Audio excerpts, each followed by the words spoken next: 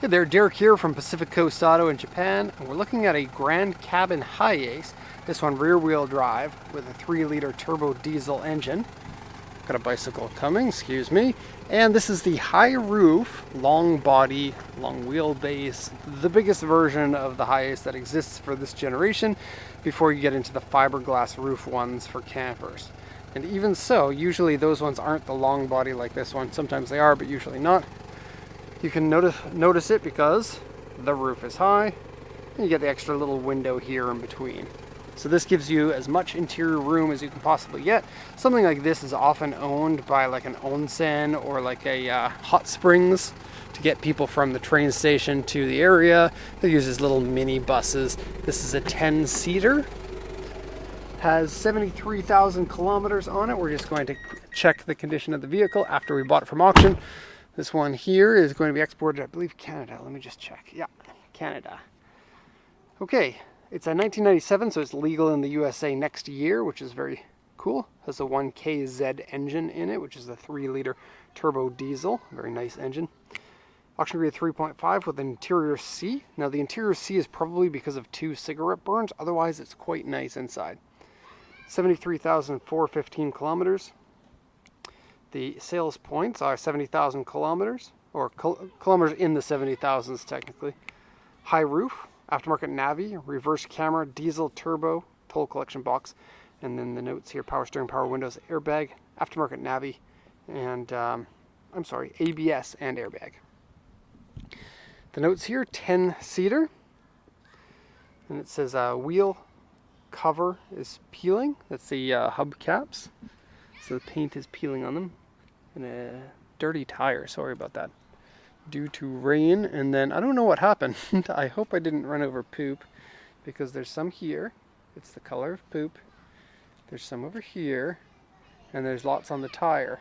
Now, it doesn't smell like poo, and the cars are cleaned before they get sent off to Canada as one of the requirements for there. Anyway, left rear mudguard is missing.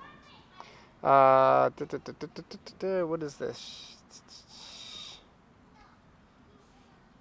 Rear tire house has been pushed up, like a spare tire house. Okay, various scratches and dents, windshield rock chip, interior cigarette burn. It says A3 on the roof, front bumper and rear bumper, so I'll show you those. But otherwise, look, U1 is the only thing on there. One thing they missed is some paint fade on the back. Actually, that might be this one here. This part here I can't actually read, and it could be something about peeling paint. I don't know. If you're the owner of it, please check the real translation. I'm just the white guy who doesn't know how to read Japanese very well. Anyways, let's go around the condition of the car. So, paint-wise, it's good, other than the rear section has some peeling. I'm going to point that out, and I'm going to mention that this type of paint peeling is kind of like a late 80s, early 90s metallic paint breakdown that I don't think that they realized at the time that this would happen. And then it took several years for it to actually show its ugly face. And nowadays, I don't think that manufacturers have the same problem. You probably won't be able to see it from this far. I will show it close up in just a little bit. And it looks like multiple scratches, but it's the type of paint fade that happened to the early metallic paints of the era. Anyways, the shininess of the paint is generally good, other than that one affected area, or I guess 2 affected areas. It has a few dents on the roof, and I couldn't see the A3. I'm up probably about a meter higher than the vehicle at the moment. I couldn't see any A3s up there. I put the camera up with a video and took some pictures of the top so that you can take a look at those. I personally can't see any of the A3 scratches. Chances are it went into a parking area that was too low for it. The height of this is probably around 2.3 meters tall. And then some parking areas will have that little post that's like, oh, don't come in here if you're under 2.3 or over 2.3.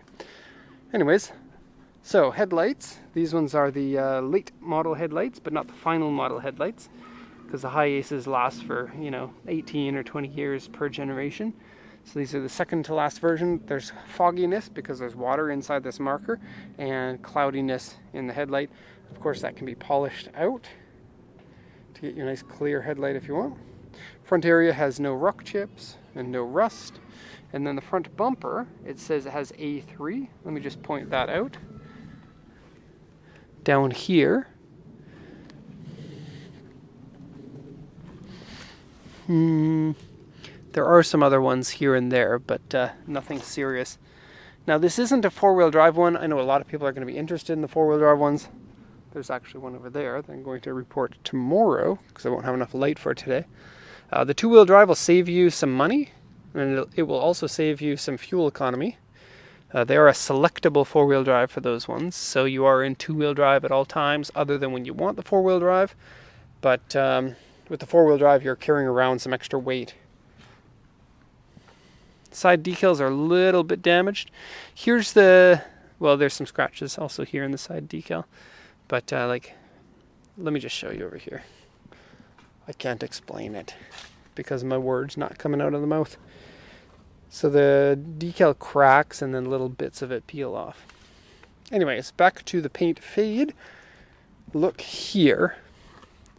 And you'll see what looks like a ton of little scratches. And then when the sun catches it, it's easier to see. All of the brown area of the back hatch has that as well on it. The bumper doesn't, and the pearl paint color doesn't. Or whatever color that is, silverish pearl. When sun shines on it, it's more visible. The only way to fix it, it looks like you can buff it out, but you can't. The only way to fix it is to paint over it. Now lucky on this one, it is just on the back section here. And so not a huge issue, but it's something that's easy to miss because it depends on how the light's hitting it. From some angles and some light sources, it's nearly invisible to see. So, into the back here. Okay, has a cool little luggage rack up above there. And then rows and rows of seats. There's 10 in total. A lot of people want these ones because they can convert them into makeshift campers. And you can have the camper that you want. You can put whatever you want in there and make it work. High roof makes it easier to move around, and you still can't stand up in them. They're probably about 160 centimeters. Let me make sure I got that. 160 centimeters from floor to ceiling. Okay, just pull this out. You'll see one of the cigarette burns right here in the seat. It's in the crotch area. Probably a very common place to get cigarette burns, but if I'm going to cigarette burn something, I don't want it to be my crotch, especially while I'm driving. There are very few things that I want cigarette burns on, but the crotch is probably up there. Okay, door cards are nice. Doesn't smell like cigarettes at all inside. I'm not sure if that has to do with the huge amount of headroom and interior capacity inside. You can see there. 2 lamps up above and lots of seats. Now there's another cigarette burn like this in the rear. Steering wheel has very little amount of wear on it. Mechanically everything works out. The AC works, the shifting is good, brakes feel nice and tight. The steering doesn't have any lumpiness in it. Power curtains there. Okay. Shifter, cup holders, console, rear heater controls.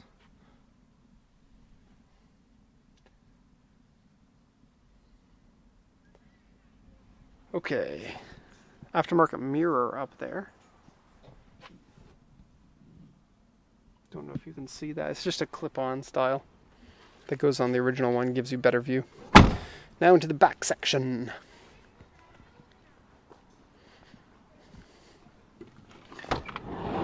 Okay, so this window here is a sliding window. You can open the front or the back by sliding it into the other section. This one here does the same thing, and both of the ones on the other side do the same thing. So you can get a lot of windows open here. They aren't power windows, only the front 2 are power windows. Okay, tons of leg room for this row. You can even stack your legs up on here. And I hope I just didn't step in poo-poo. Doesn't smell like it though. It's probably okay. I'm also, before I get in, going to semi-clean my shoe off because the carpets in this are great. It's really clean inside. Okay, so these seats here, to get into the back, you can pop this up, and I believe the whole thing should slide. Well, it spins if you want, which is kind of fun, but semi-useless. Maybe not semi-useless. Oh, that's why it's not sliding. It's already in the full front position. So this one, focus, this one and that one will both slide forward and back if you want. I believe all of the other seats are stationary in there. Missing the little cover piece for the jack in there. And it has these really common in Japan square carpet things to cover the gorgeous teal carpet in here. Now going in, these two seats here, you get buddy seats. Cigarette burn is on this one right there. In the crotch area, the worst area. And then you get a set of 3 seats in the back here. So coming in here to sit in the back, reasonable amount of legroom. All of the seats have their own little cup holders here and ashtrays. And yeah, it's airy in here. It's nice. There's speakers in the ceiling. It's cool. Now you get to see me standing up in here as a 5'10" guy. That's what I look like when I stand up in here. So that's 178 centimeters is my height. That'll give you an idea of how much headroom that you get in it. Has the original plastic wrapper on the top of that. Can you see? Cool. Cup holders, curtains. There's stuff inside this van. Okay. Has an AC/heater unit up there. It's very nice. And that's basically it. So time to park this and go back to the office. So I hope you enjoyed this video. We don't have too many of these Hiaces on the channel, and so for those who want to buy one of these, it's interesting information for them. Hope you enjoyed it. Thank you for watching, and have a nice day.